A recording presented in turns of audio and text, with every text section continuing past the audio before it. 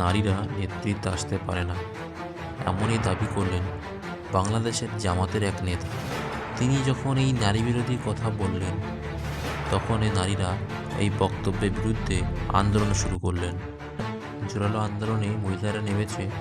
তখন ঢাকা বিশ্ববিদ্যালয়ের একটি সভায় একজন হিন্দু পড়ুয়া জামাতের বিরুদ্ধে হিন্দু ধর্মগ্রন্থের শ্লোক উচ্চারণ করলেন, যেটা বাংলাতে উচ্চারণ করলে বোঝা যায় যে নারীদের পূজা করা হয় যেখানে দেবতারা বাস করে। দেখুন সেই यत्र नार्यस्तु पूज्यन्ते रमन्ते तत्र देवता यत्रैतस्तु न पूज्यन्ते सर्वस्तत्र फलक्रिया।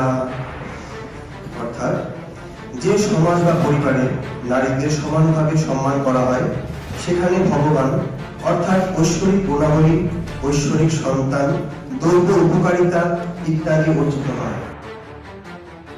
বাংলাদেশে এখন কেমন সরকার চলছে আপনারাই বুঝে নিন।